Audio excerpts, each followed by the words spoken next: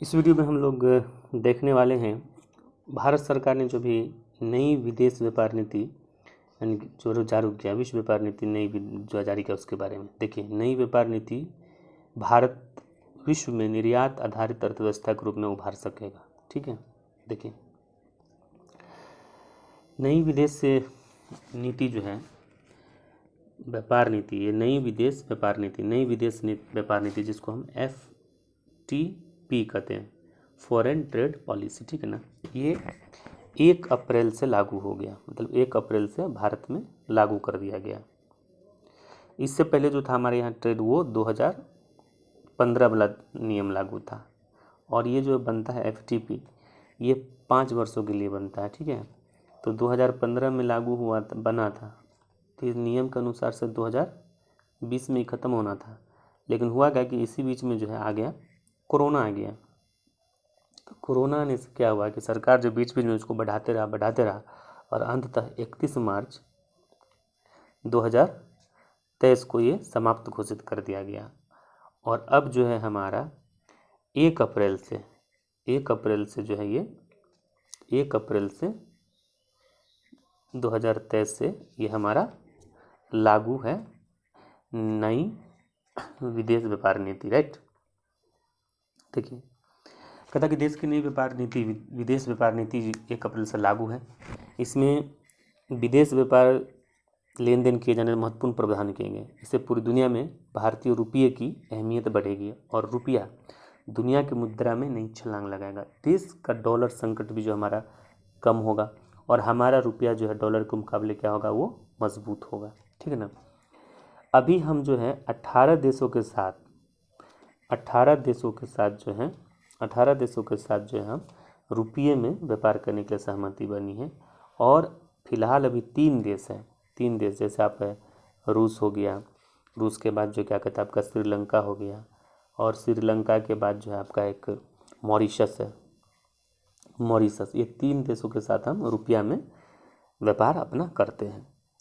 अब देखिए पिछली व्यापार नीति जो है हमारा, वो पिछली व्यापार नीति तो हम बताए थे 2015 में लागू था से है और 2020 में ख़त्म होना था, लेकिन कोरोना कारण आगे बढ़ गया। ठीक है, नई व्यापार नीति में अब कोई अंतिम डेट नहीं है। इसमें क्या होगा, बीच बीच में इसमें संशोधन करते जाया जाएगा। नई विदेश व्यापार नीति के तहत जो है सरकार को निर्यात के दायरे बढ़ाने के लिए जिला स्तर पर एक्सपोर्ट हब की स्थापना करने की घोषणा की और वित्त वर्ष 2023-24 में 75 डिस्ट्रिक्ट एक्सपोर्ट हब बनाने की घोषणा सरकार ने किया। इससे क्या होगा, इससे हमारा इंफ्रास्ट्रक्चर भी मजबूत होगा और जिला के उत्पाद को जो है पहचान मिलेगी और जिला स्तर पर निर्यात सुविधा विकसित होने से जिले के उत्पाद को आसानी से निर्यात किया जा सकेगा और वहाँ रोजगार के और क्या होंगे, तो हमारे जिला में जो क्या होगा, रोजगार बढ़ेगा। सरकार के टाउन्स एफ एक्सपोर्ट एक्सीलेंस में 4 नए सूची में और शामिल 4 शहर को शामिल किया गया, पहले 39 था। ठीक है ना, अब देखिए इसमें ई कॉमर्स के माध्यम से होने वाले निर्यात को ई कॉमर्स जोन बनाया जाएगा, मतलब ई कॉमर्स के व्यापार के लिए ई कॉमर्स जोन बनाया जाएगा। ठीक है ना, और पहले जब हम ई कॉमर्स से व्यापार करते थे या कुरियर से करते थे तो इसका निर्यात का मैक्सिमम सीमा जो था ना 5 लाख था। अब सरकार ने क्या कर दिया है, 10 लाख रुपया प्रति खेप है। अब सरकार ने 10 लाख रुपया का अंतिम सीमा प्रति खेप के लिए कर दिया गया और 2030 तक जो लक्ष्य भी हमने 300 बिलियन डॉलर का रखा है ऑनलाइन व्यापार का।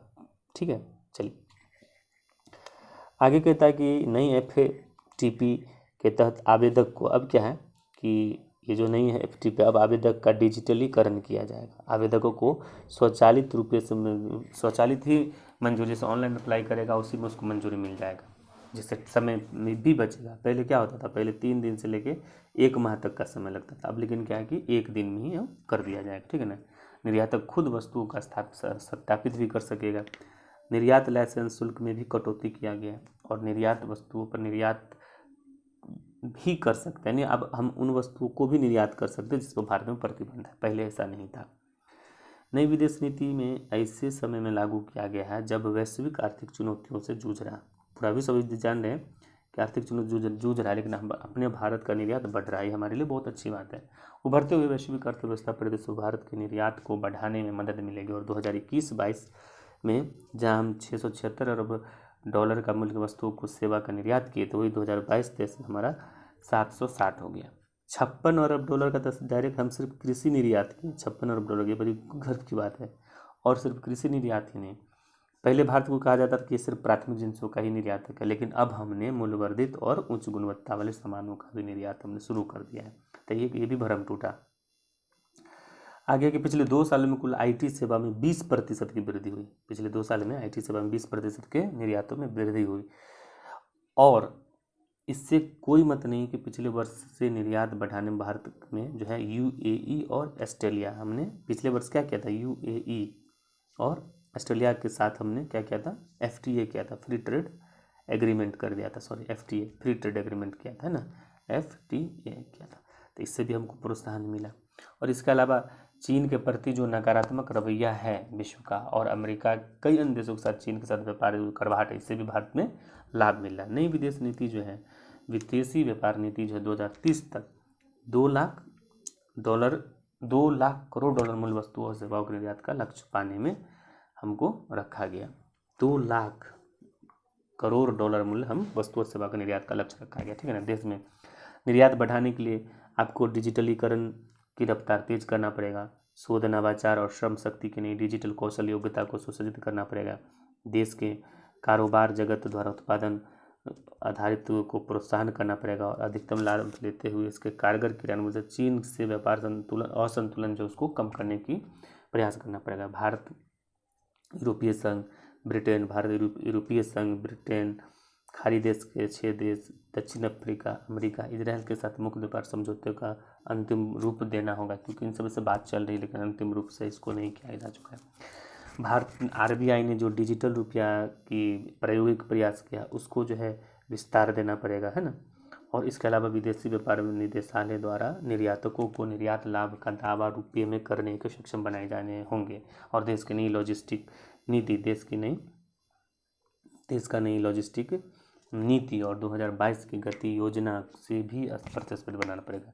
और अभी हम G20 के लिए जो है अध्यक्षता, G20 का हम अभी G20 का भी हमारा क्या है अध्यक्षता चल रहा है ना। तो इसमें हमको क्या करना पड़ेगा, G20 का अध्यक्षता चल रहा था, इसमें हमको अभी क्या करना है, make in India, make for global manufacturing hub की डगर पर, ये सारी जो हमारी योजना है इसका प्रचार प्रसार करने की जरूरत है। और इससे हमारा भारतीय अर्थव्यवस्था जो दुनिया में निर्यात आधारित अर्थव्यवस्था के रूप में पहचान बनाने में सक्षम होगा। तो यही इतना ही तक। वीडियो देखने के लिए आपका धन्यवाद।